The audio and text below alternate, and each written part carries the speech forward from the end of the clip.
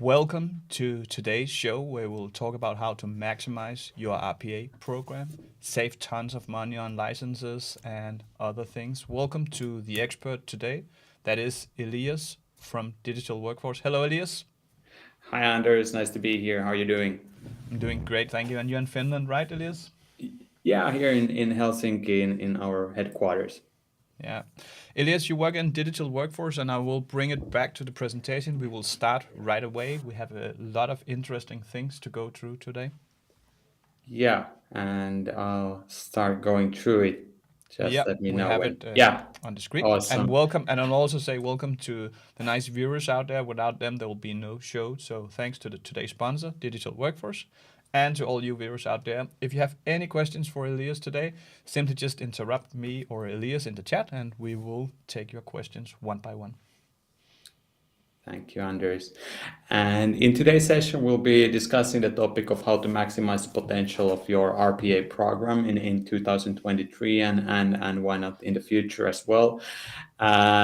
We have a set of slides to go this through and a couple of case examples in productivity challenges we might be facing in RPA programs. This is typically seen from two different perspectives. So, in what kind of operational and productivity challenge we might be facing in RPA programs. One might be on the left-hand side, that typical one that we have been discussing for years already is the iceberg of automation, which is very generic and universal to any technology. So, we might have challenges in understanding the total cost of ownership that we face when we implement a new technology, such as RPA or whatever the technology might be. And well, this is something we've been discussing a lot this far, and we'll be touching upon this topic also a bit today, but we'll be focusing actually on the right-hand side, so the utilization of licenses and productivity gap in RPA operations and programs in general, where we have identified that organizations quite typically have not that big of a utilization of the licenses that have been acquired, and actually when looking at it even further, we see that the actual value of actual time spent in generating value of RPA might be even lower than the total utilized capacity of your robots. But we'll get back to that in a minute. And of course, then the kind of the utilization productivity gap and fixing those is something that connects very much to the kind of whole iceberg of automation and what kind of cost you want to manage in-house in a way. And Elias, I might interrupt you here Yes. because I can see no your next slide is about you. And is it correct that you came from a technical side like many of us here, and now you went to the dark side? A good question. Actually, I sort of came from a gray side in a way. I used to work in a bank back in the day, in a back office of a bank in Finland.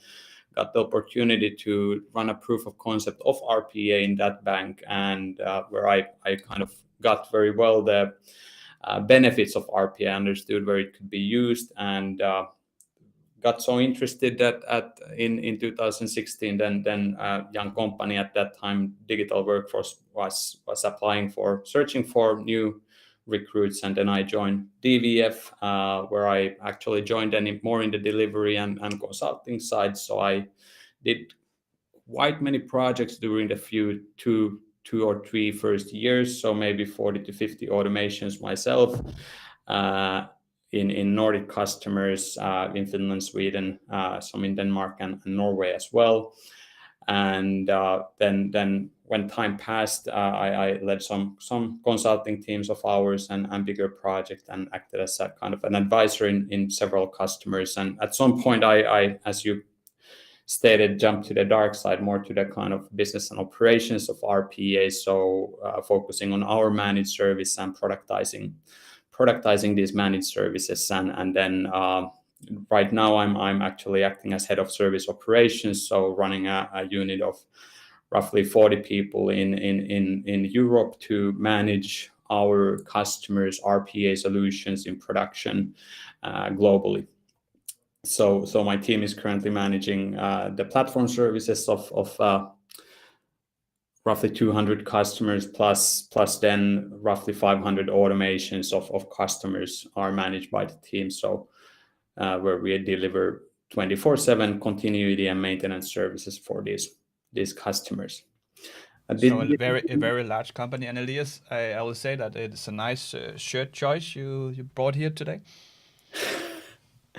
Yeah. Same to And you. I will not interrupt you. We have a few hellos from Edward, MD, and Katie. Hello, everyone. Hello, And if you everyone. want to place out in the chat where you come from, that could be awesome. We already had a few from Boston, Finland, Denmark, and even India. So that's nice. And Elias, back to you. Nice, wide audience. But that's quite much about me. Very interested in helping out organizations into kind of get even more out of RPA operations in general. And I'm from Digital Workforce. As earlier stated, the operation started in 2015 in Helsinki with the vision of becoming the biggest in Nordics in RPA. And with the time, we have actually then grown to becoming a business process automation house. So not just looking at RPA, but extending that scope with, on the other hand, a variety of RPA tools, but then BPM tools such as Flowable and whatnot to kind of create larger entities of automation to our customers. We are very global at the moment, 11 offices in several countries, 200 large global customers, and then roughly 200 specialists in the organization being focusing on both RPA technologies and then BPM and other technologies as well, and then a bunch of specialists in the AI side. And during this time, we have automated some 4,000 processes, tasks, workflows, whatever the scope is for our customers with these technologies that we have in our stack. And very interesting, of course, to see this kind of growth of a company in this way of being first 8 employee, and now we are roughly 200 aboard. So a very, let's say it has been an interesting journey, interesting company, and also the kind of opportunities to see the kind of growth of the whole RPA and the business process automation genres in a way has been a luxury in this place for me. Thank you, Elias. And I will add to that if you want to see more of Digital Workforce, maybe you want to find a job there or just see what they offer, there'll be a link in the show notes below here. Or there's also a QR code where you can visit Digital Workforce and maybe find a new RPA job. And Elias, it's actually quite funny, or might not funny, but 3 out of the 4 tools have been featured here on the channel. I myself do a lot of Microsoft and UiPath. We also had Robocorp here. That's a Finnish company, so that might be the reason why you have it. Is that correct? Yeah. It's a great tool. Absolutely. And then Blue Prism, I haven't touched that, but I would love to at some point. Yeah, maybe you should also expand the scope to the whole BPM side as well, like flowables and what there are. And Elias, we have people from Poland, India, United Kingdom. Hello, Gregos from Poland, Craig from United Kingdom. And Gregos says that he's really curious about how Digital Workforce utilize Robocorp, what scope of use cases. But I will leave the stage to you again, Elias. Yeah, awesome. And Chema to Poland. Not sure if there are familiar faces there on the line. The main thing that will kind of now that we are touching upon this utilization and productivity gap that we see in organizations implementing RPA. So what we have been finding out in the market with our customers and prospects and organizations that we speak, and actually Forrester validated this at some point, that only roughly 1/3 of purchased RPA licenses is actually utilized, so running solutions in production, and the rest of the time these robots or licenses are kind of not working, and which is an interesting fact, of course, that 1/3 out of one day is 8 hours, so that's basically the same amount as a human person works every day. So in a way, robots actually on average work mainly 8 hours a day, and there is a variety of reasons behind this that we'll go to here as well. But the situation is as said, that if you purchase 10 licenses, you typically only utilize 3 of those as a total when you calculate the whole kind of capacity there. And then you could ask yourself if this is an actual problem, that you are only utilizing 30% of your capacity. We don't utilize Office or SAP licenses 24/7 either. So in a way, that itself yet might not be a challenge. But then when we go forward in this topic, there might be some further productivity issues or challenges in this topic. And we of course want to help our customers ourselves in kind of having less of the non-utilized capacity as you're in your disposal. And this kind of touches about on the iceberg of automation as well, that if you purchase 10 licenses yourself and you can find work for 7 of those, then that might be a bit of a challenge in the cost side of your operation. And there's of course a big amount of the license utilization is not something that is only existing there because licenses would be oversold, and there are typically some key kind of some typical reasons why there is more licenses purchased than what is actually needed. And this is usually there is a use case for all of these licenses. This is a snippet from our white paper on this exact same topic, actually, that can be found on our webpage. But what we have seen that organizations license utilization gaps often have to do with kind of the business requirements and IT requirements and the whole requirements that your organization has towards RPA.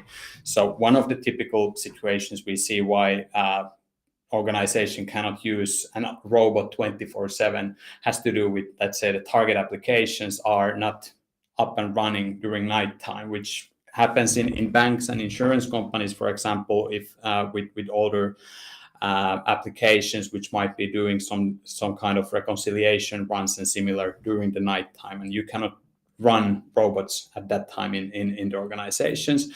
But then we might have also situations where we want to run almost everything between 8 and 4 during business hours, and of course if everything needs to be run at 8 and 4, then you need more licenses to kind of run this total amount of stuff. And as well, there might be seasonal runs, and even these kind of situations where you want to buy more licenses than you need so that you can kind of make an RPA solution or a robot work as soon as possible on the new transaction when there is something to do for a robot. But so there is kind of clear reasonings which are often business based in why we have more licenses at our disposal than we actually need all the time. And here on the chart on the left hand side, just to illustrate the situation, so we might have capacity reserved all the time a bit more than we actually need. And then the question remains that kind of if this is often touching connected to the purchase model. So if you purchase 10 licenses, then you have those 10 licenses and you don't have that much flexibility. And this is of course then often connected to the kind of older, bigger commercial technologies such as Blue Prism and UiPath. And this is a no pun for these technologies because they are really good. But the purchase and licensing models are often such that you might have more reserved capacity than you actually need day to day in your operation. And so especially for the kind of running on the time, the situation with concurrent runs during business hours and time sensitive runs and so on. So there is very recommended to kind of understand the total cost of one production minute or a transaction handled by RPA solutions, so that you can also, or on the other hand, calculate the business cases and whatnot in a more efficient manner to businesses as well when going forward, so that there is a clear understanding that if we run everything between 8 and 4, then the cost of 8 to 4 in business hours is higher than if something would be run in the middle of the night, for example. But this has much to do with the when going further in this slide. So has much to do with not the technology, and this is not a technological challenge that we are facing here, but this is more about a process and a business related challenge that we have to focus then on. We cannot solve this challenge 100% with using Blue Prism, for example, in a different way, but this is most likely connected to a situation that we have to design the process and how we operate a process in a different way in our organization. Cool, Elias. And I will again say to the viewers that more than welcome to interrupt this fine presentation with questions in the chat. Elias, thanks for doing such a great job. I just wanted to point that out, that we can use you as a resource here in this session, just to ask things about these licenses and, of course, leverage them better, as you described. Absolutely. Back to you. Thank you very much. And one key thing to see here, and this was actually asked on the LinkedIn, that how do we touch on different technologies here? And this is something that is, of course, very generic between these technologies. So if you purchase 10 licenses, you purchase 10 licenses, and if you're not able to utilize them to their fullest, then you are not. And so the challenge is kind of universal and generic. And so are the solutions, likely, because the solutions might be not in using this certain technology in a different way, but rethinking the way we use the technologies in general, or rethinking the process that we are automating.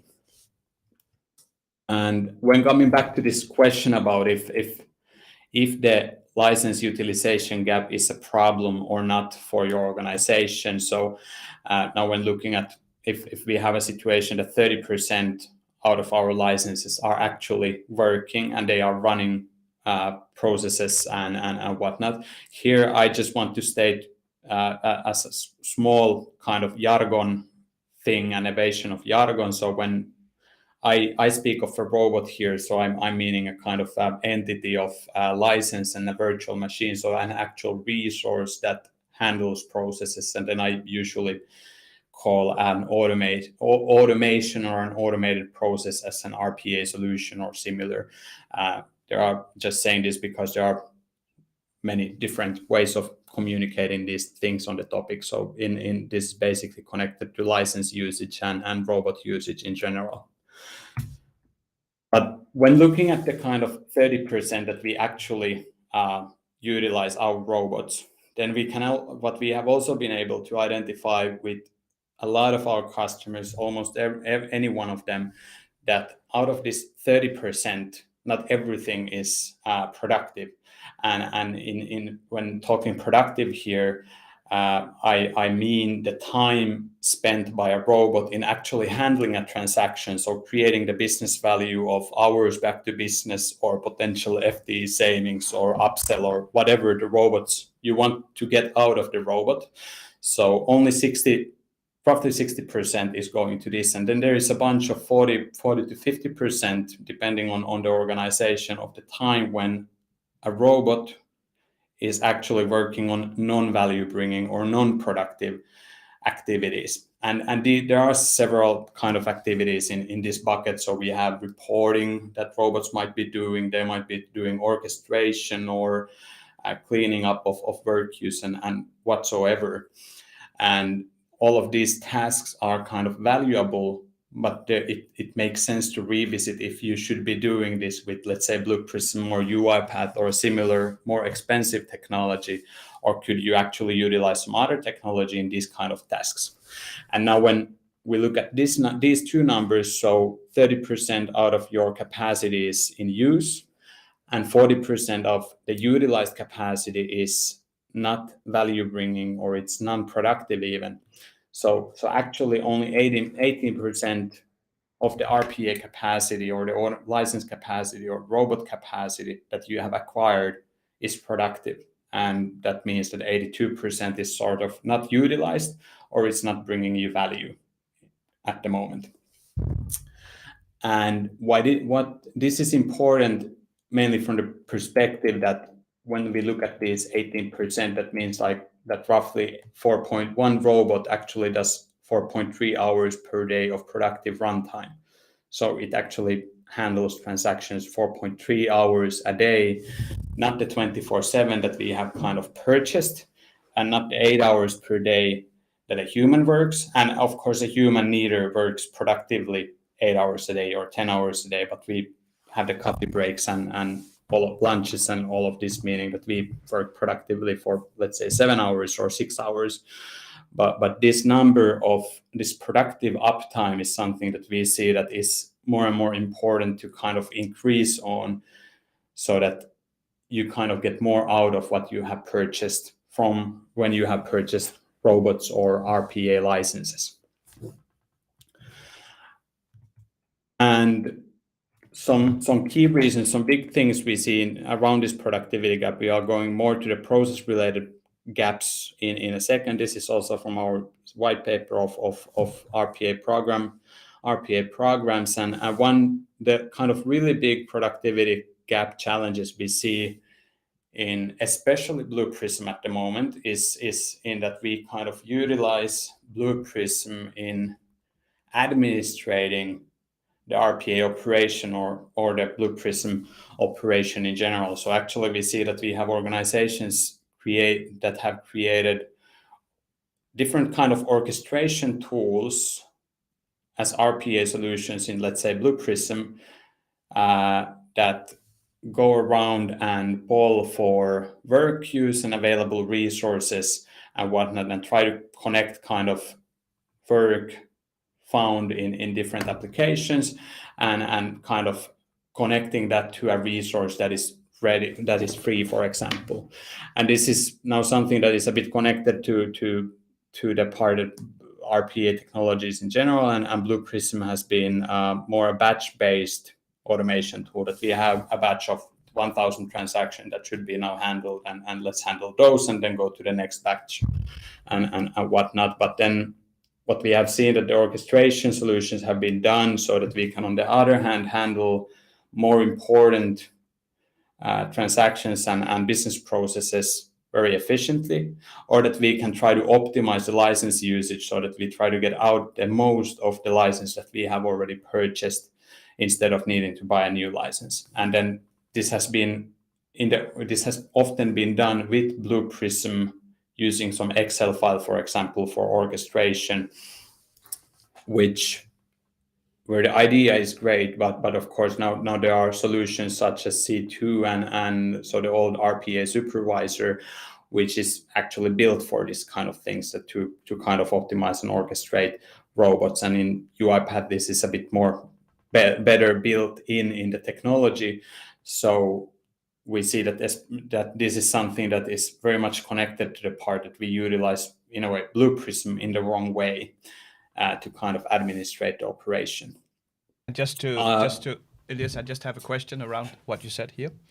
You said that you used a third-party tool such as C2, which is the old RPA supervisor. That is an orchestration tool. So when the orchestration of Blue Prism is not enough, you use C2. But you said that the orchestration of UiPath is great, so you might not use it there. Do you also use it to multi-orchestrate these tools, the C2? We have not experienced that yet, actually, in ours. We have some good examples of actually integrating Power Automate with C2 and Blue Prism. So there it works, but we don't see that. We haven't had that many cases of an organization using both Blue Prism and UiPath in such a way that there would be a need for connect these. But tools like C2 are absolutely I would say that they are the product that will be very important in the future when organizations have more than one of the old RPA technologies in place, so that you actually have the look and the kind of touch point to several technologies. But we haven't had the opportunity to do this more than some piloting and testing out scenarios this far. Thank you, Elias. And we have a few questions, also one for Alison. I think I will take it here. Hello, Yeah. Alison, and welcome. Digital Workforce uses multiple RPA tools. How do you determine which tool to choose, and why not focus on one instead?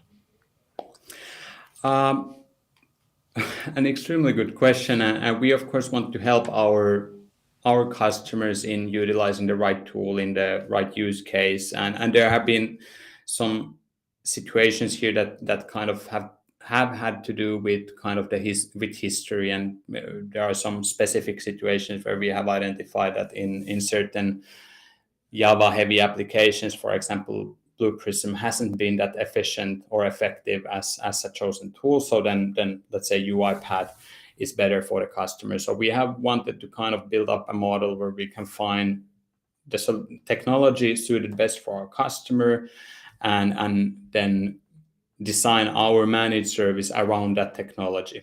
So now that and then RoboCorp as an example, and Power Automate as well is are good examples here, where we kind of see that there are certain kinds of operations in our customers, such as bigger migrations, where we don't need to use that much of user interface automation as we would do with Blue Prism, where again then RoboCorp, for example, would be a very good and efficient technology, and it has a kind of a cheaper price point for this kind of a situation. So I often, and we kind of touched this in a next slide actually a bit, but we have some technologies that we have been focusing more on, so we don't do everything. So now it's mainly the UiPath, Blue Prism, RoboCorp, and Flowable and Power Platform.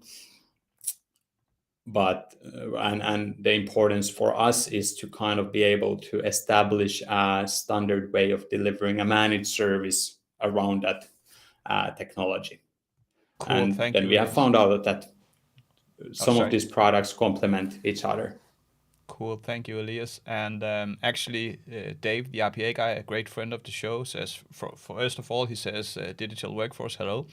And then he also adds to this that putting all your eggs in one basket tool is risky, as you never know what the future of that one tool will be. So that was just a little bit of an addition. And I'll also add that Eric joined us from Portugal. Hello, Eric. Nice to see you at the stream, also a frequent viewer. So thanks to everyone, and we will shift back to Elias. And Elias, I'm looking very much forward for the next slide. Yes, thank you very much. And like here we come a bit back to that. If we're looking at the situation where we have issues in our RPA or challenges in our RPA, like utilization or the productivity of our RPA solutions, so which is a bit of a no-brainer response to these things, and that I touched upon already, is that you should start by focusing on the process, on the actual business process that you are automating, and the design of the business process and the design of the automation first. And this is something that has been preached upon for several years already in RPA, but we still see that we kind of don't maybe do that, but we take a business process or a flow that the person does, and then we just replicate with RPA.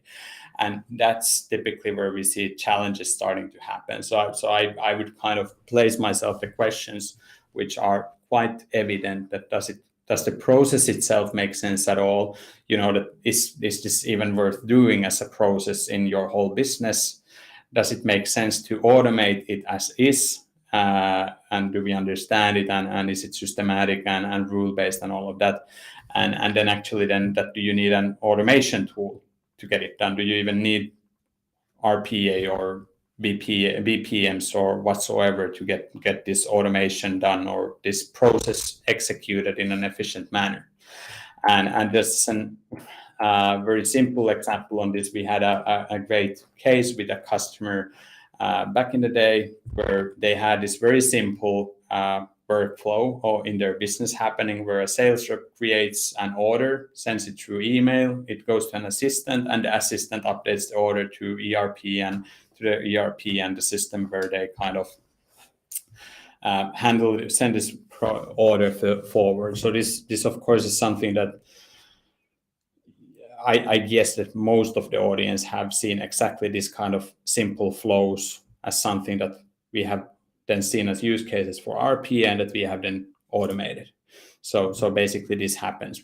A sales rep creates order, an assistant gets the email and handles it, and around it, this assistant, for example, or whoever it is, works with some other activities as well.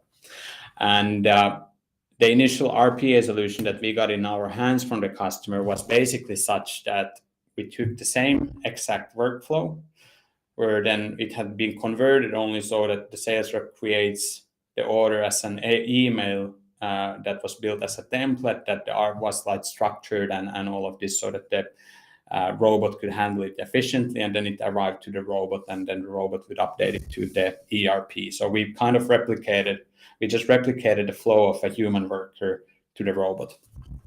And what it led to is what the kind of actual solution there was such that because it was very important, each order had a bigger monetary value. So it was very important that each order would be handled in 15 minutes.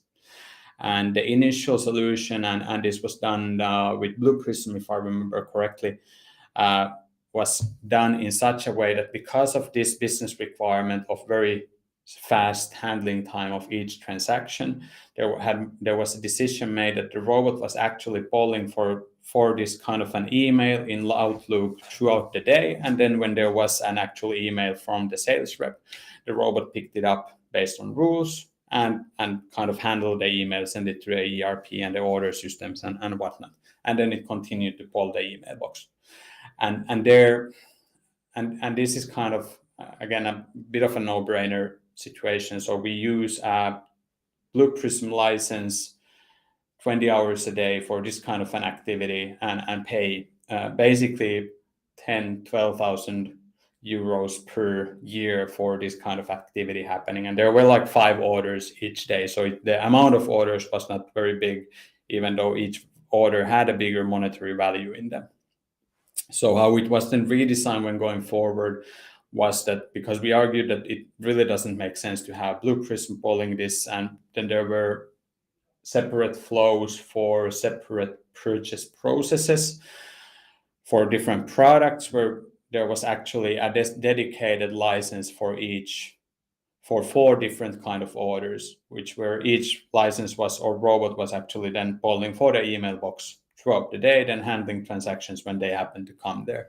So how it was then recommended was that, and then built on later on, was that instead of having Blue Prism polling on the emails, we actually had a combination of utilizing Power Automate in the email box in Outlook, and then sending the order forward or the new transaction forward to C2, and then C2 again when there was a new transaction in the Blue Prism's work queue, then it kind of executed the Blue Prism process. So actually the Blue Prism license or the Blue Prism robot was only used when there was actually something to be done by this muscle.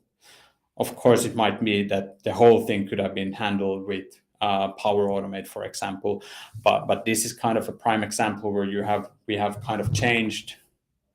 We have automated something as a replication of a human's workflow without kind of designing the solution. And these are something we see quite often, and we've also kind of identified that there might be situations that organizations might have been sold Blue Prism or UiPath or whatever licenses for each of this kind of flow, so that actually there is an organization might have both licenses to handle this kind of a thing and nothing else, which kind of creates this unproductivity and productivity gap in the operation. So here you took.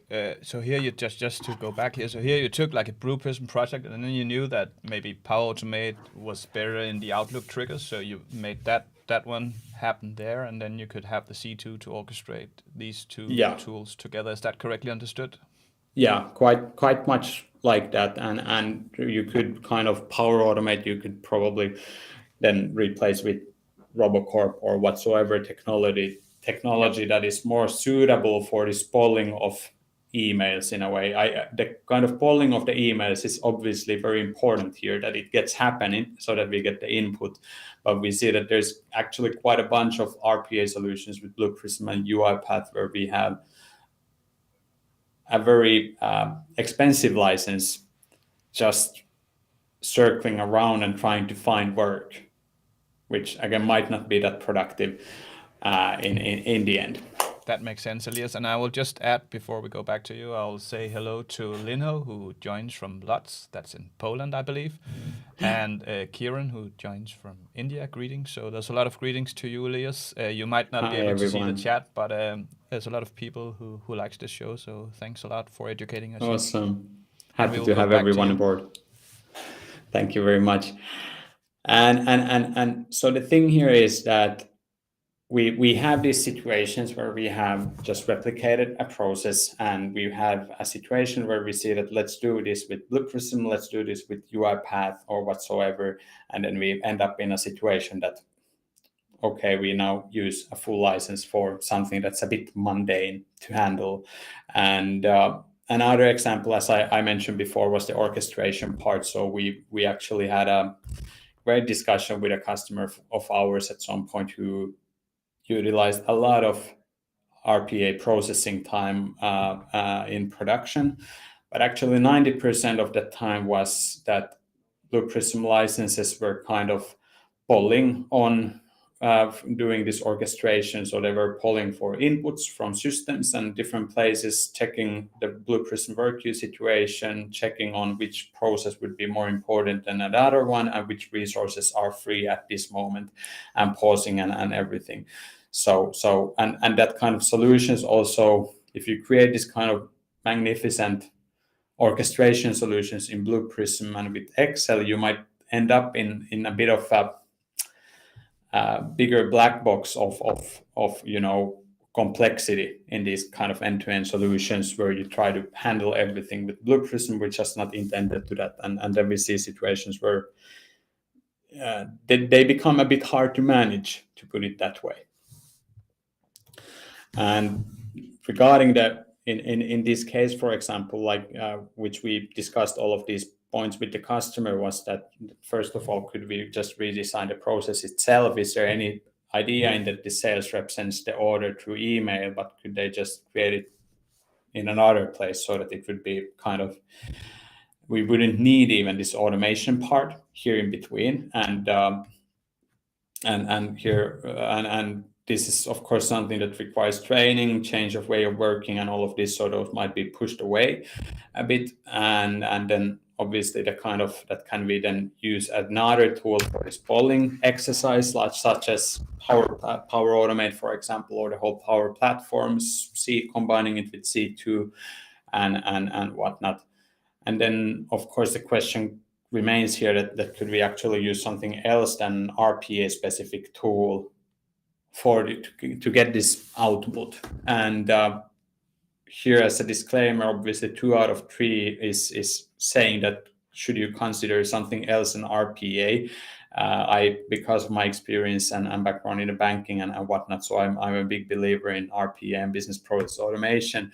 But I think that we should pay more attention to that. What is the case where we should actually use that muscle, and where should we use some other kind of a muscle? Because with RPS, with several other technologies, we easily, of course, end up in this situation where we kind of try to use the same tool for each and every situation. And regarding the last point of utilizing other tools or solutions for outputs, we have actually an very simple in-house example from Digital Workforce, which just was very actual, and I added this here to the to the slides just yesterday, because this was actually what we did. And we had this procedure of that when our employees needed new phones, they would create a new request to our ITSM tool, then it went to our internal IT to a specialist who kind of received the order, validated that it's an okay order, and this employee can have this kind of a phone. And there is less than 2 years of when the employee got her last phone and whatnot, and then routed it to the vendor, and then communicated with our vendor that do they have this kind of a phone in stock or not. And then the vendor gets the order, sends the product, and then the employee gets the new phone. And at the same time, the internal IT needed to also kind of monitor the whole inventory and the policies around the phones.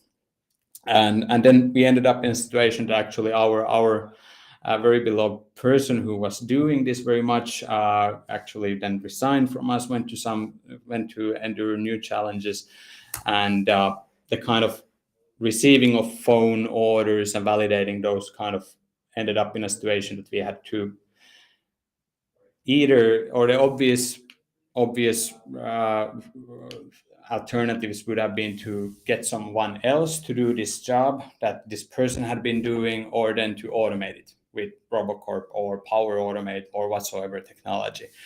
And we actually decided that because we have this ITSM tool that we use in digital workforce, so we actually rethought the way that this is handled between us and the vendors. And we did it in such a way that the employee still orders the phone in the ITSM, but instead of the internal IT going around and thinking on that is this order good and whatnot, we have created guidelines for our managers in what kind of phones and whatnot personnel can order.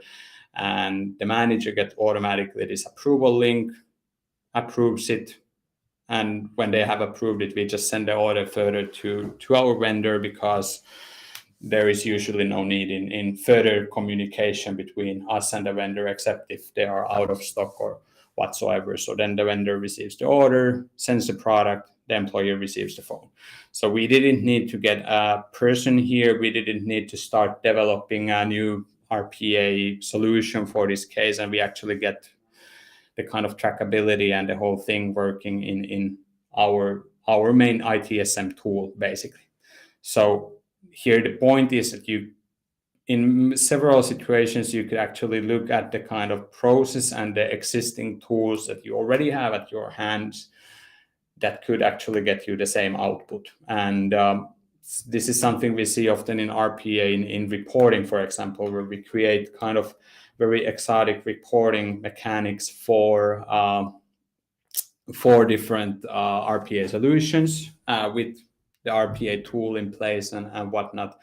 And when it could be even possible then to walk to your BI team or analytics team and discuss that, okay, what kind of analytics possibilities do we have in place and our disposal already, that, okay, we could use Power BI or Tableau or whatsoever for this same purpose.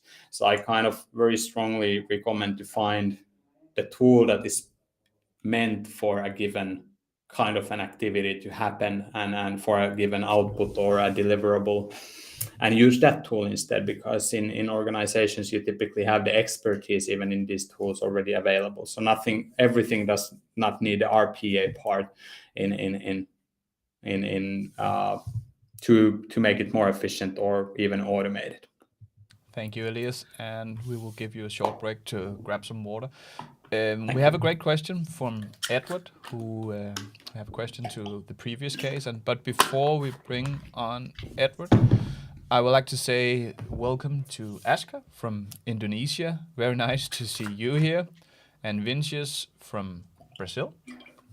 And Vendetta from Poland. So we have a nice pool of people from around the world writing nice comments to you, Elias, which you can't see, but I will send them to you after the show. So if you like this show and Elias, please give him some love in the chat. I will send them to Elias after the show. Elias, we have one question, and that is from Edward.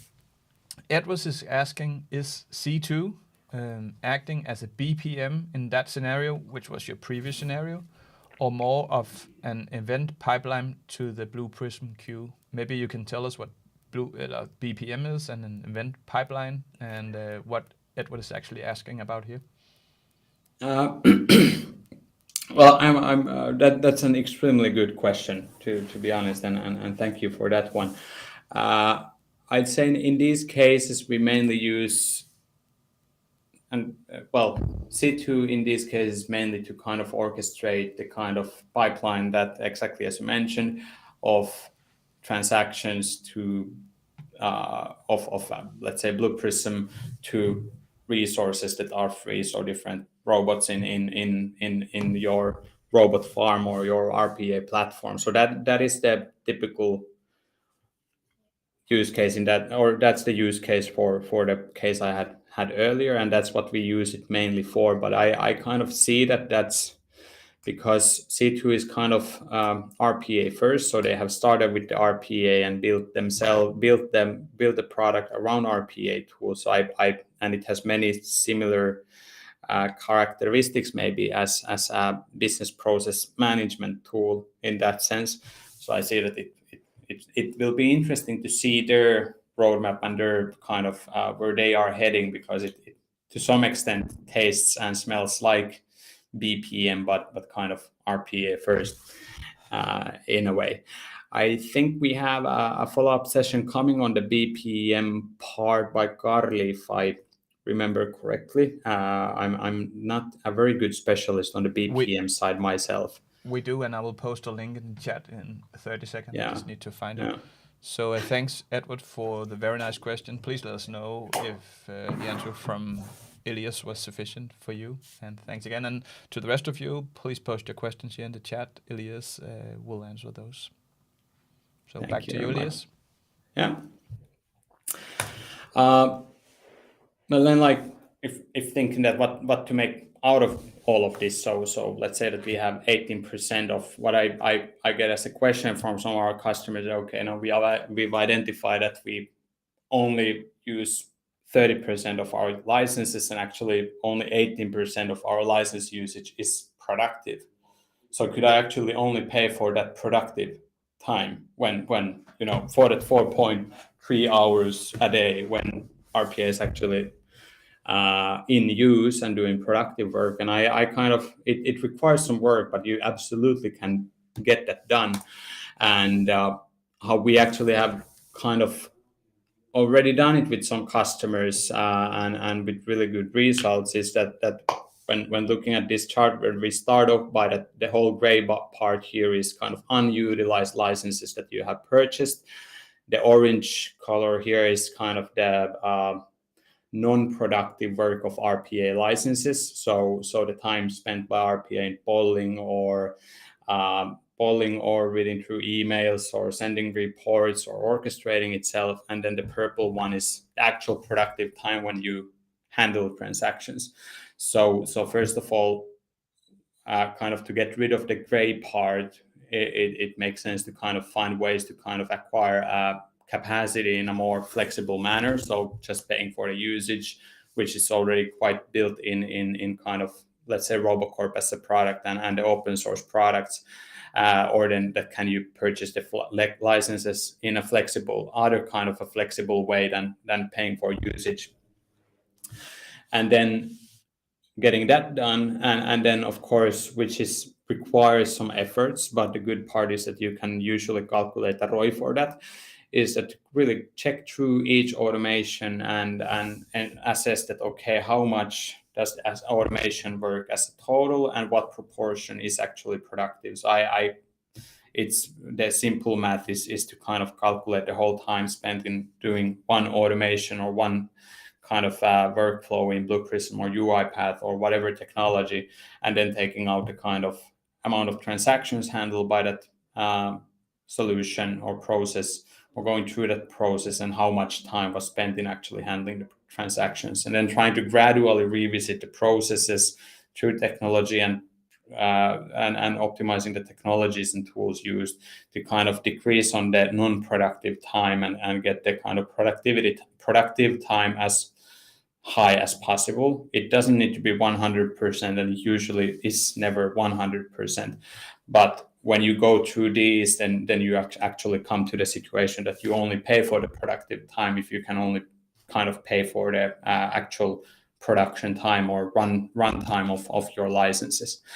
The bullets 1 and 2, it doesn't really matter if you know which you do first, because you can of course first revisit the automations and make them better, but then the kind of to get rid of the unutilized part often requires you to either to get a kind of licensing deal where you only pay for the time when you actually run RPA solutions in production, such as our digital workforces RoboShore, where you pay per minute. That is actually the production time of your RPA solutions.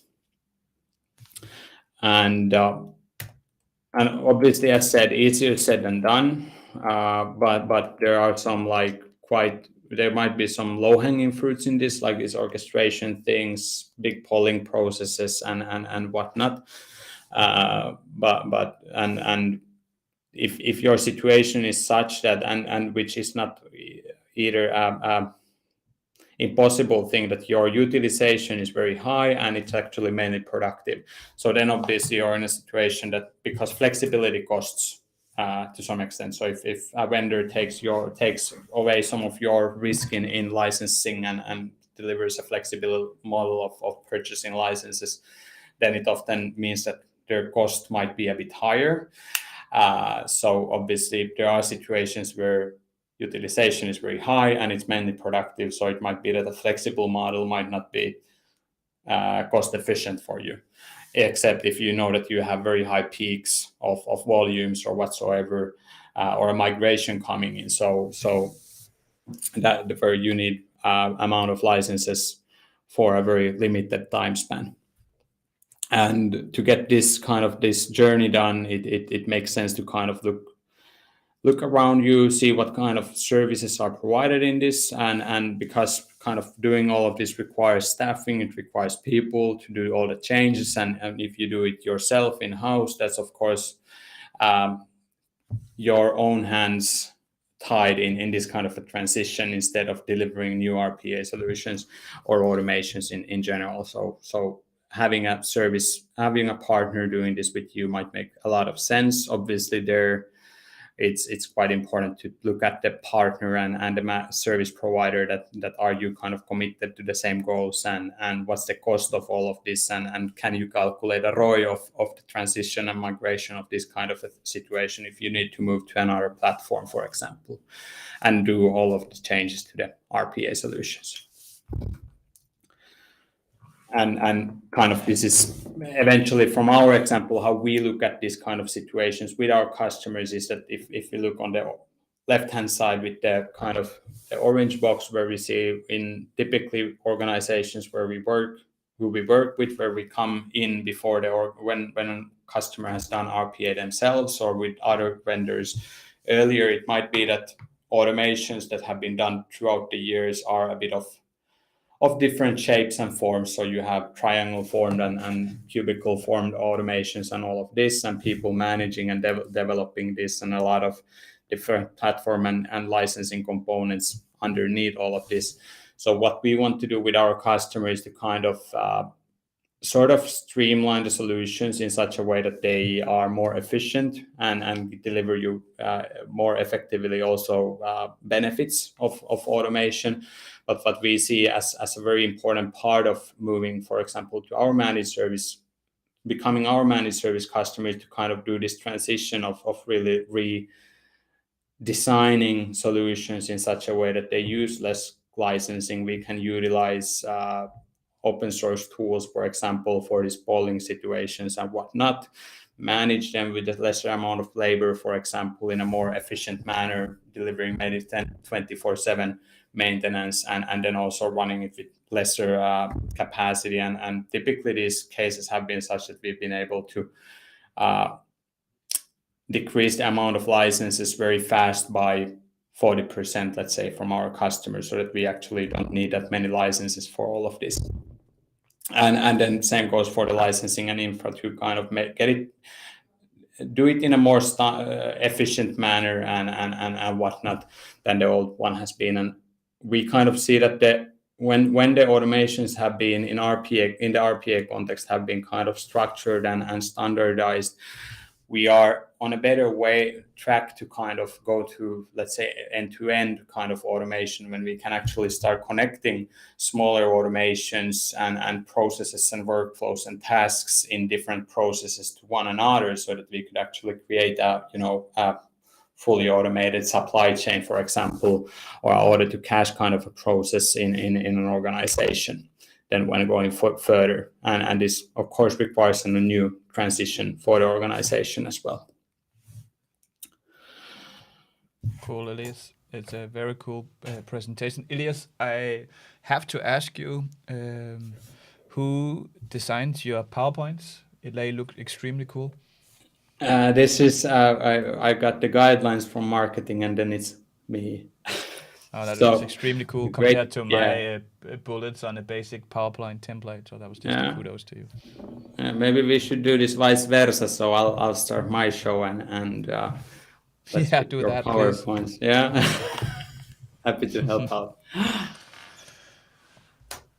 But yeah, like to kind of sum up stuff. So I think that, the most important thing is to be aware of your current productivity and efficiency and the effectivity of your operation. So, and here I had a great discussion with a CIO of a global refining company who told me that they have roughly 200 automations in place, and none of them have actually reached their business case.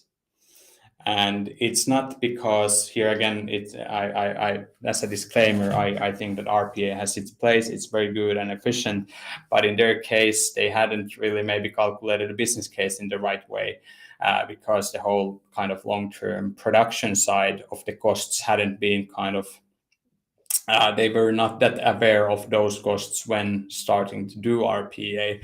So it makes sense to kind of understand that, okay, how productive is my platform? What's the cost per transaction? What's the cost per minute? Can we kind of, instead of trying to run everything between 8 and 4 in the business hours, could we actually run something in the middle of the night and whatnot? And then just going through, if you find these licensing productivity gaps, finding the actual issues where you actually have the non-productive parts and what the reasons are, revisiting, redesigning, and engineering both the process, the tools, and the technologies if needed, and then kind of where we touch upon a bit on the iceberg. So one of the, if we're looking at bullet 4, so one of the key questions we often have to our customers, that do you actually want to have, do you want to own the iceberg of automation, or would you only want to have the results that it can deliver you? And this, of course, is a very important question if kind of managed service providers and outsourcing kind of activities are aligned with your strategy and where you want to go. It doesn't suit everyone, and there are very good reasons why in-housing is also kept in many organizations close to heart and whatnot. But if there is a possibility to rethink that, do you actually want to have RPA in the core of yours, or revisit it, like how core is RPA, or what parts of RPA and automation do you actually need to have in-house, and what could you let be done by someone else? Same goes for it. It's basically the same as any managed service and whatnot. And yeah, we're quite coming to the end here. So yeah, productivity challenge is not something that any one of us kind of intentionally gets into, but it's something that it's also fully possible to get out of, and to start off that, learning to calculate the current cost per transaction and productivity and understanding that and whatnot. We have on our web homepage a bunch of white papers on these topics and the topics we have touched upon here. So feel free to kind of fetch them from there if they are to any help of you. So kind of going more in depth in these concepts and topics that we went through in this session this far. That is so great, Elias. And actually, Norbert says greetings from the Democratic Republic of Congo in Kinshasa. Hello, Norbert. Nice to see you here. Hello. Also, a great friend of the stream. Elias, thanks for giving this to us, taking your time. And I'll just make a small advertisement for tomorrow's session, which will be about BPM. And Elias's colleague, almost as skilled as Elias. I'm just kidding. I will probably say something a little bit different tomorrow, but he will join. Nico will come here and he will show us about BPM. Thanks a lot to Digital Workforce, today's sponsor. You can check their homepage. There's a link in the description below. Might want to check their services, might want to check their job offerings. So go check out their homepage. And I'll also say to Api, he says hello, and say that this content helps him. So thank you, Api. And Norbert, again, thank you. And Gregor says that thanks, it just confirmed my research. Great presentation. So thanks to you, Elias. And with that said, thanks to all the viewers for keeping such an engaging session. That made it a lot better. All your great comments and questions. So please join tomorrow with all the engagement you show today. Digital Workforce and I will be very happy. Elias, thank you for joining today. Thank you so much, and thank you for all the viewers. Really great comments, and yeah, hopefully we get to connect in the future. Cool. I will share the 2 last comments questions, and then we will run down. Katie says that thank you. Great to hear stories behind deliveries. Thank you, Katie. And then Gregor says that's a question. I got the same question from 2 viewers. So he says, please share material links if possible. And then James says, great presentation. Will this presentation be available to view once it's over? Missed the first half. To you, James, yes, it will. It will be available on this link. You can just refresh the browser. Don't do it now because this is live. But if you want to see it all over, you can just refresh the browser and it will be available to you here. And if you enjoyed this session, please give it a thumbs up. That will help Elias, Digital Workforce, and I getting out in this world. So give it a thumbs up if you found this useful. And Elias, I will let it up to you. Will you share the presentation afterwards? Yeah, I'll check it out, clean it up, and convert it to PDF. So I don't think there's any issue in doing that one. Cool. Thank you, Elias. And Gregor, I hope that was enough. Elias, thanks a lot for taking your time. All right. Thank you very much for having me. A Bye-bye. pleasure. All right. Take care.